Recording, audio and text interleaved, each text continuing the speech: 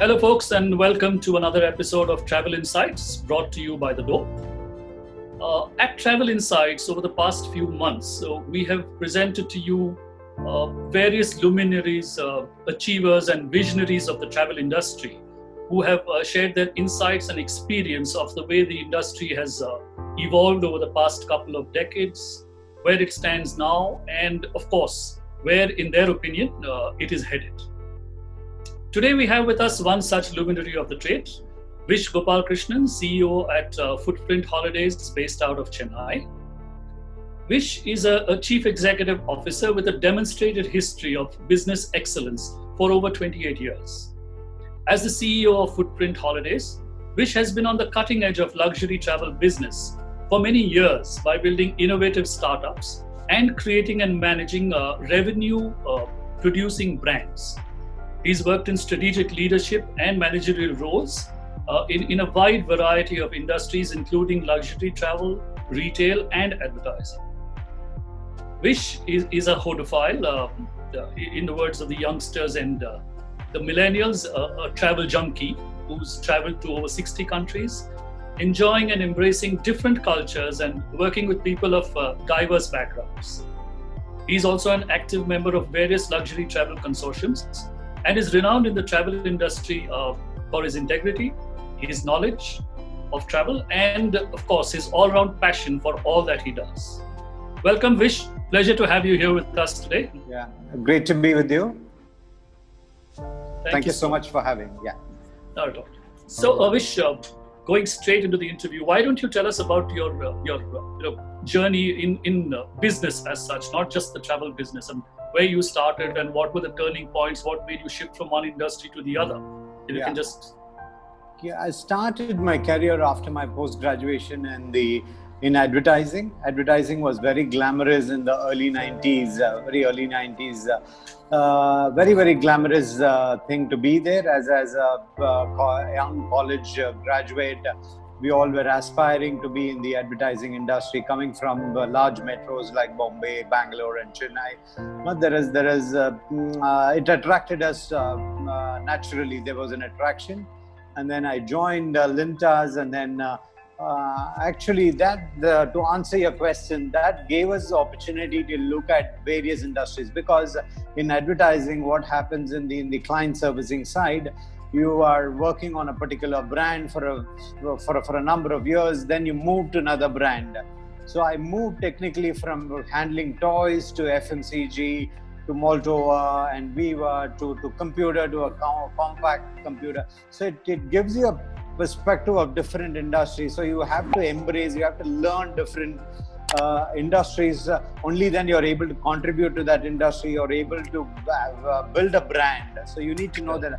So it gave us a tremendous opportunity in the early years itself to kind of how to adapt to newer situations, newer brands, their functionality, their usage. For example, I was handling Fun School Toys. Fun School Toys to Intel was one of our clients. To moving to Intel was a very, very big shift. Yes. Then I moved from Intel to handling FMCG, the health beverages like Moldova and Viva. It's again completely a different. You're again coming back to a target audience of young mothers and children, mothers with young children like that. So that gave us a very, very beautiful idea about how do you approach the industry, and then how do you kind of side with them and then build a particular brand like that. Okay. Having spent a number of years with the renowned Lintas as an agency, I got the opportunity. Always there is a craze in the advertising industry to move from advertising to a client side. Mm-hmm. When I say client side, then you own a brand and you build a brand. Mm-hmm. I was very fortunate enough. I got placed with IKEA. Personal family reasons, I thought, okay, let's come back to India. My wife got a good job with the banking in India. She was always a banker. Mm-hmm. So I didn't want to jeopardize her career too. So we came back to India. That's when the Reliance was opening up. Mm-hmm. So Reliance, I joined them as the national head of marketing for their telecom business, which again gave me all this has got a story to why travel. I'm coming to that. This is a very preamble to that.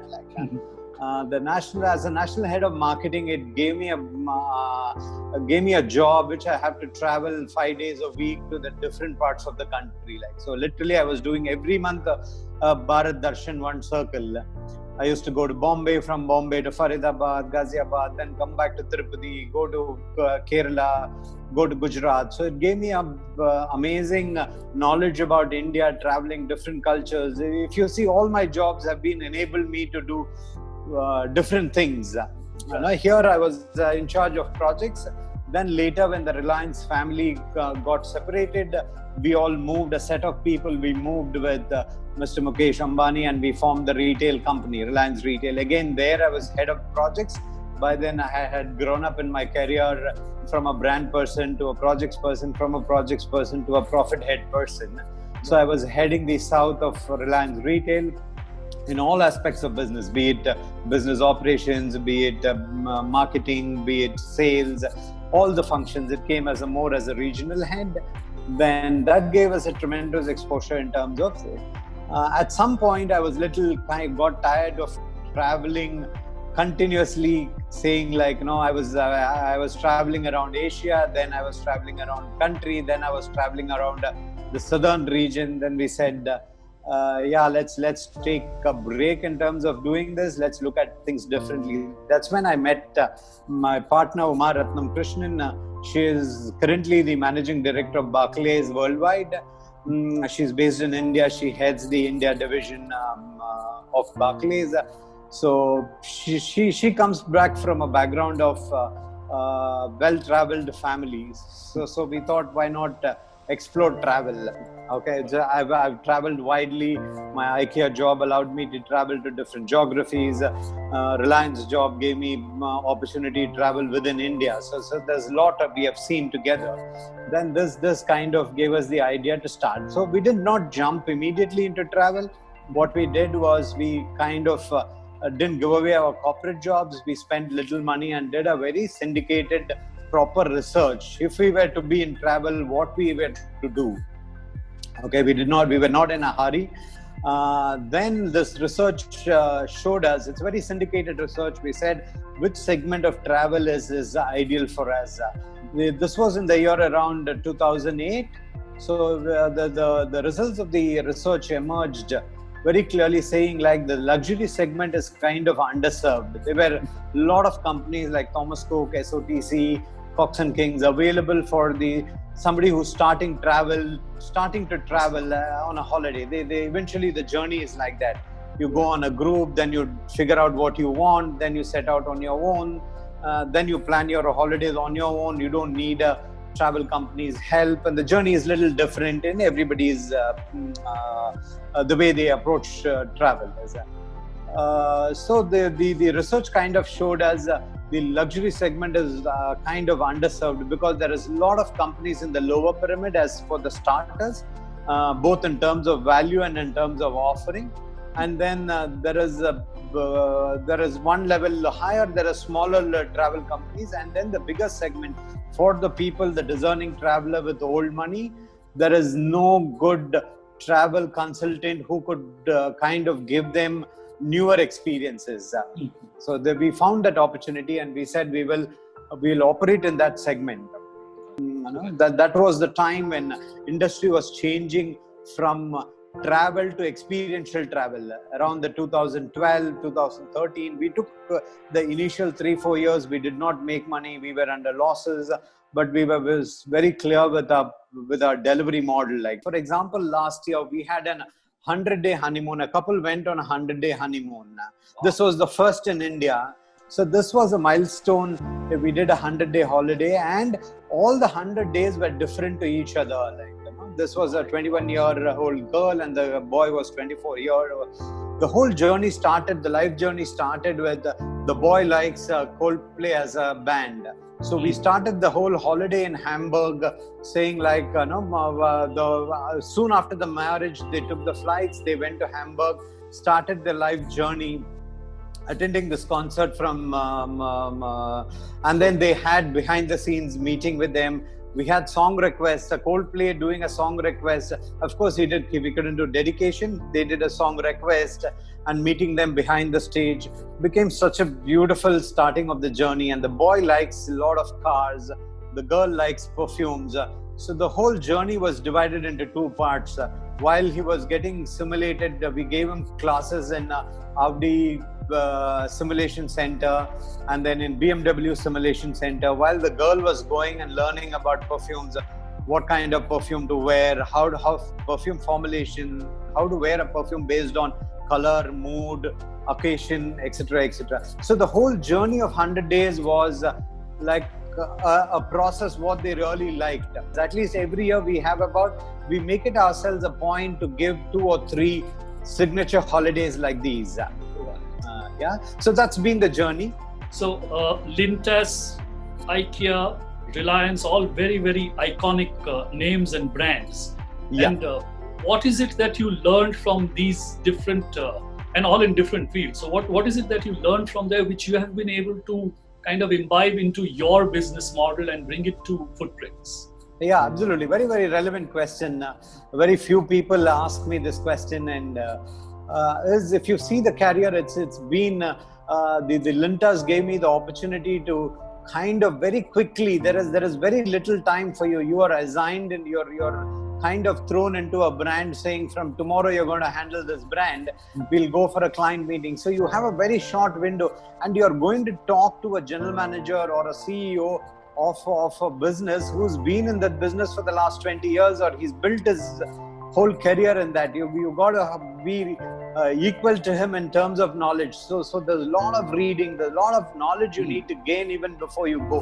So that job helped me to kind of like, every meeting is a first meeting for you. Like, you have to take it that seriously, like, and then prepare for your meeting. So it gave me a lot of ground to say, like, otherwise you're kind of out of the race. Like, tomorrow the client is going to call you and say, because he's betting 25 crores, 50 crores of advertising campaign based on you, you're going to be the face of it. Like, second is IKEA taught me a lot of things. A lot of things is how do you believe in a brand? Like, if you believe in a brand, you kind of completely align with the ideologies of the brand and then embrace it. And then there are no two ways in it. For I can give you a very quick example. When we launched the first store in Dubai is a multicultural city, and a lot of Asians were there. We went back to IKEA headquarters and said, like, in Dubai, if you're going to go and say, like, you take your car, you drive your car, you come to the store, you take your own products, you go to the billing counter, you go home and bill it. It won't happen. We have to change the concept. Reliance was kind of completely the opposite. The business leads the brand. There the business led the brand. The brand led the business. Here business leads the brand. The whole concept is the Reliance has got an amazing philosophy. Is that like you need to provide something that is for the 1 billion people. We are not here for hundreds and thousands. Whatever we do, it should benefit the lakhs and lakhs of people. We are a 1.5 billion population. It should be for them. So how do we reach this humongous amount of population? Like, you need to kind of scale it up very fast. So in 18 months, we were given a very task of saying, I need 1,000 stores, which is impossible. Walmart took about 28 years to scale from 3 stores to 30 stores. Whereas in India, only Reliance is capable, not only in India, in the world, only Reliance is capable of dreaming that big in terms of a scale. Like, we all have seen how they scaled up in different business. They make a lot of mistakes. The whole philosophy is, yes, you're allowed to make mistakes. How far we soon learn it and become. When Reliance Mobile was launched, we were part of it. And then you saw the chaos. All of us, every Indian was part of that journey. We saw the amount of chaos it created in the country. But today, if you see, Jio is number 1. There's a lot of consolidation happening. It's either going to be Jio and one more player. So it's become that. Like, so the Reliance taught me in terms of how do you kind of manage large dreams, achieve large dreams. The target was 1,000 stores. We achieved 859 stores. which by itself was a great there. We were just short of 100 numbers, but we were there in terms of 900 numbers. So if you see, it has given me different things. So that's exactly what we did. First 2-3 years in our business, we said, let's get our product right and we stayed focused in the luxury segment. We got tempted at various point of time. Can we do fixed departures? Can we do mice? Can we do packages? Can we go into inbound this thing? So we got tempted so many times, but we said like, no, we are aligned to this. We stick to the core proposition. So because every holiday for us is taking 3 to 4 months. Yeah. Okay. So to conceive this, to plan, to understand the client, what he really is attached to, what does that one thing will make him happier in the whole holiday, then kind of find who can provide you that experience in that place. It took a lot of journey. Now we are doing a lot of meeting groups. Now we are doing a lot of small groups. Now we are at a stage where we can leverage the thing that we have built in 12 years. Yeah. So 12 years now, 2008 to 2020. The entire industry has evolved, but the most important part of it is the evolution in the desires and the needs and the aspirations of the travelers themselves. Absolutely. What are the changes that you have seen, and how have you adapted to that? Very true, and it has changed tremendously in this 12 years from where we started and where we today. I'm representing the luxury segment. So take me in the context of luxury segment, not in the mice, and we're not very clued on to that segment. Like here, the expectation, the habits, and we've been the catalyst to it to a large extent. As the forefront drivers in the luxury segment. When I say forefront leaders in the luxury segment, we are members of very consortiums. We are the first members to become Traveler Made in India. We were the pioneers in attending a lot of large luxury consortiums like Pure. Now we are driving sustainability in luxury combined with luxury. So we have taken those kind of initiatives. Like the changes that you have seen between the 2008 and 2009, the journey has been very progressive, I would say. So for example, when we started in 2008, these discerning families, the families of the owners of MRF, the owners of the Hindu publication, the owners of TBS, the families of such kind. I'm taking names of examples, like they may be our client, they may not be our client. So these kind of discerning families, what they look for is, they were saying like, we've gone to Italy so many times. So do you want me to go to Italy again? Like, what are you going to give me? Like, so it said like, it challenged us to give them newer things. As they got exposed, then the whole thing moved on to say like, I really want to do something now, which is going to be for the name that Footprint stands. Footprint, the meaning of footprint is memory.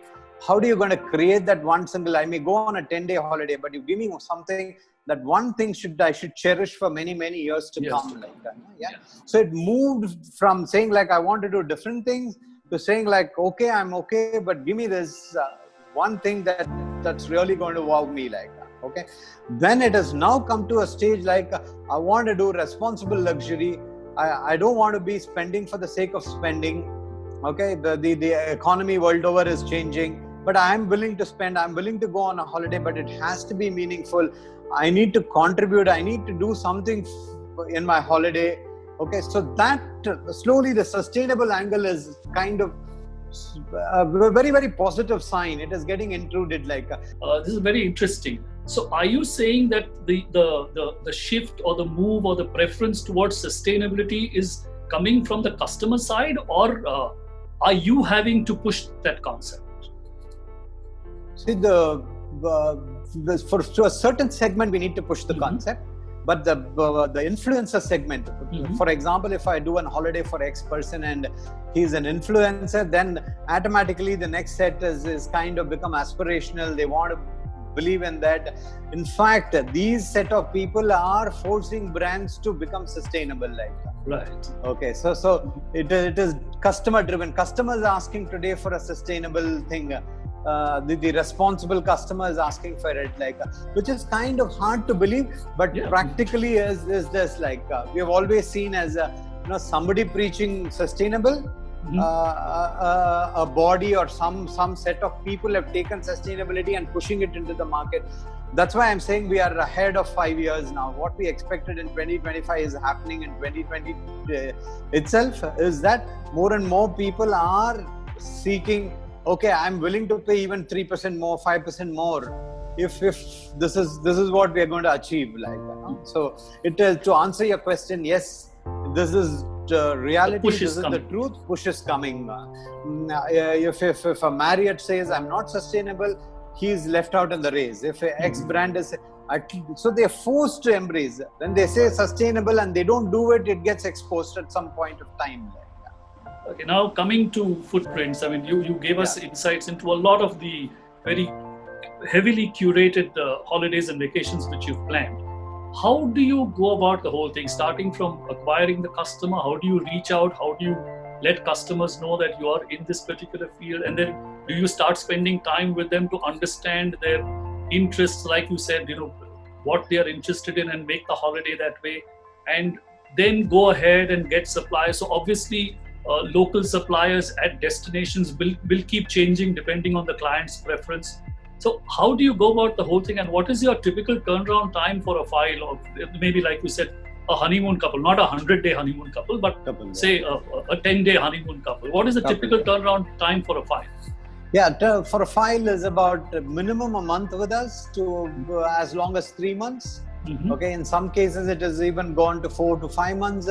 In terms of curating, the typical process is when an inquiry comes back to my professional career, like in advertising, before you go to a meeting, you need to be prepared for that meeting, your first meeting. So we kind of gather a lot of information. It's all available in social media about a person. Like you gather those information, you have a kind of an idea what kind of a persona is, what would be he looking for. We go there and then spend a lot of time, or in case of not going personally, then we send a questionnaire, we have a telephone chat, we have a Skype, whatever be the form of in terms of gathering information, what he likes.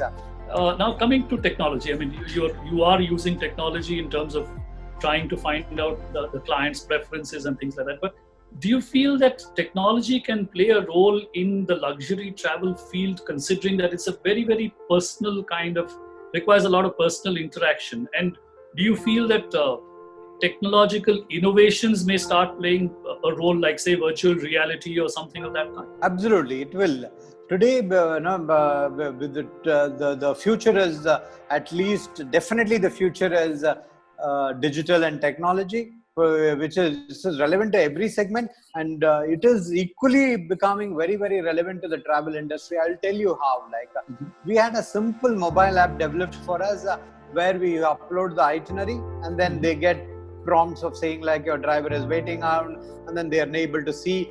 Then they felt the convenience of the whole mobile app. They were. I'm talking about my footprint target audience is 55 plus, 50 plus, who's not so technologically savvy or not adapted to the newer technologies. These people are coming back and telling me, your app is great, Vish. Today I'm able to call my driver without even looking at my, digging my diary, my phone book, whatever be it. I go to your app, I know today's date, punch in my driver, I'm able to call the driver. So it starts with that. Now, same set of clients have come back and said why don't you put we are ready to pay for your app, put all my journeys in that as an archive. So I don't have to maintain a phone and a photo album separately. I don't have to go and revisit or share something with my friend. So I go open the app, I will be able to see it. So that's on the customer end. On the supplier end, everything is digitally managed now. Today I'm explaining how Mark Hill does his tour inside his golf course. If I'm able to show this virtually to you, you are able to make a more informed decision. Because that day costed about $3,000. If for any reason it doesn't go well, Okay, it reflects bad on everybody, not only the planners, but even the customer by itself. Why did I spend so much money for this? Have I been more informed? Like, so I'm able to show this virtual thing of saying like, how this journey is going to be in a 30-seconder or in a 3-minute or whatever be this for. He makes an informed decision. It's not only the cost of the tour. It is for that days gone, that holiday, that night hotel stay, that night, all put together is one day gone. And today, managing 9 days of a holiday is so difficult. Meeting 4 people in a family to manage that. So it becomes very easy for us. In fact, we are investing a lot on technology. So we are creating a lot of video content to show that this is what you're going to experience. Do you want to go for it, or we also want your holiday to be successful? So like that, many things, be it at a transactional level of saying finding a restaurant, or finding I want to call my driver, is my driver waiting, to taking a decision of do I want this experience, do I want to stay in this hotel? No, it really becomes technology is the driver now. In all fronts. Particularly travel, we can travel industry is a bit slow in technology adoption, but now it should see that they will be forced to adapt to not just instant social media. I'm talking about correct. You're talking about tools, technology tools. How do we use that and make the journey for the customer a lot more anxiety free? The main thing in holiday is the anxiety. Before landing, is my driver there? How am I going to take a taxi? What am I going to do? As soon as you land, you get a ticker of saying like what is going to happen. Then the anxiety is taken away. A lot more comfortable. Like at every stage, at every day, if technology can remove the anxiety bit to a very large extent. So now coming to the current situation, not a very pleasant place for the travel industry to be, COVID-19. So how has it affected you in terms of business, and what exactly are you doing currently to kind of stay afloat and keep connected with your customers? We've heard this many a times from many people, many thought leaders, many motivators, family members, friends. Being positive is the only way. We adapted to it very thing, and it has worked for us.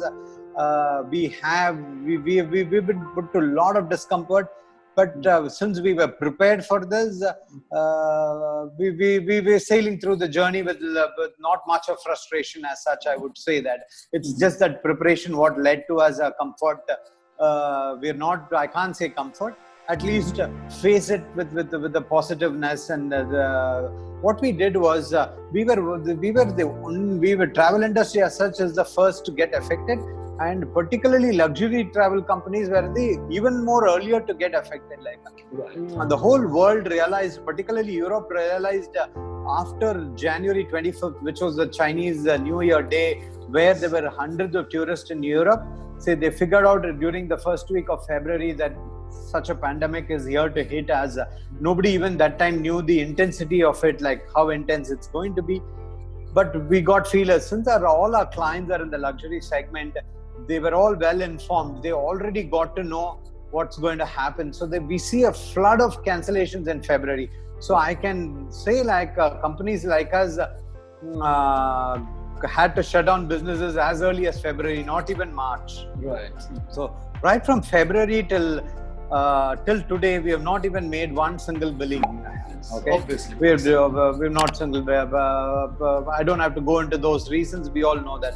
How did we manage this? Is we kind of said we'll wait till June how it pans out. We're doing kind of using that time to say what else can we do. During June, we realized it is going to take another 12 months to 18 months. The signs were very clear in June. At least for the travel industry, we may be optimistic of saying September it's going to recover, January it's going to recover, but we knew where we left to go back. It is an 18-month window. Building completely a new vertical which is driven by digital and technology. Okay, so we are able to serve many clients around the world. So what we have gained over the 12 years, our specialty, footprint specialty is curating experiences. Right. So we kind of in that space, how do we showcase variety of experiences in a platform where it's easily accessible for the same profile of people, but across different geographies and around the globe. So we're completely going digital, by embracing tech, while the footprint model will continue to serve. And even here, we are spending a lot of time in terms of redrafting our strategies, because today customer wants transparency in cost. Today we are evaluating a lot of new models, whether we should go the membership model, because we have a set of captive clients. We go that and then show transparency in every stage, or do we adapt a retainer model? So we're exploring that at one part of the team is working on that. One part of the team is who are more tech savvy are embarking on this journey of building a very, very new vertical using the knowledge wealth that we have created over 12 years. So we have retained the team. We are using up the cash reserves, unfortunately, but then at least it's going for a cause where we were quite optimistic, saying like, where are we going to get this luxury of 6-8 months time to kind of do what you want to do as a next stage? Right. So, I mean, there are countries which are opening up and things like that. But like you said, there doesn't seem to be a possibility of a recovery in terms of the travel, tourism and holiday space till next June. But have you, in the meantime, thought in terms of maybe, directing your focus towards domestic tourism? I mean, in the same segment, luxury, but domestic. Yeah, domestic is a good opportunity. We won't make money, but because we've been in the different space, we've not been in a domestic segment at all. I'll tell you, because if it is if a client is going to a Switzerland or to a Peru or to Costa Rica, their expectations are very different from a travel planner like us. They know we're going to be there. If they want to go to an Amritsar or to a Kabini or to some other place, Assam, or they know, our cost of service, the time taken by us. So we have to re-engineer this, but still tell them like, we can come into you, help you with some experiences. Though you may want a driving distance, still you can book your hotel on your own. But what you do in that 3 days, we are helping our clients, not from the commercial point of view, but from the engagement and relationship point of view. Like we're kind of decimating a lot of drivable ideas. You're driving from Chennai to Kabini. On the way, you can stop here and do something interesting. Like now we're giving ideas, not as a commercial value, more as a engagement, being relevant in travel. So all of that we are doing. Great to hear. So, Vish, I think we'll kind of wrap it up here, except any parting thoughts from your side for our viewers? I've traveled a lot, but there are people who travel lot more countries, lot more places. But my job has allowed me to travel to a place n number of times. Every time, everything is a discovery. Like whenever you get an opportunity, I would say like make use of it, and make use of it in a very, very meaningful way. Discover new things. The delight that it gives is, be it a small new dish or to meeting a new person. We are seeing that all over, like all the whole social media is cute little things happening. You will be part of that whole lot of experiences to do that. So whenever there is an opportunity, one should travel. It does not mean going to a country outside or doing expensive things within your state, within your city, within your neighborhood.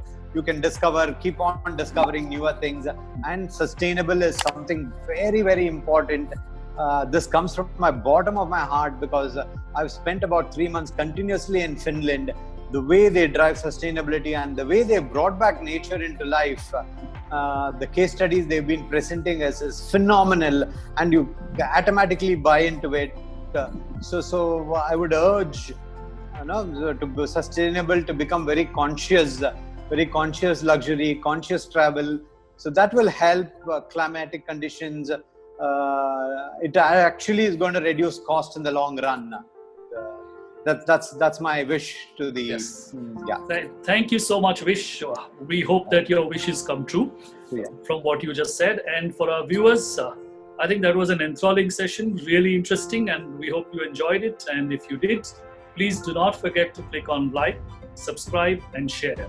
And of course, you can leave your comments in the comment section. Thank you. Until next time, stay safe. Take care.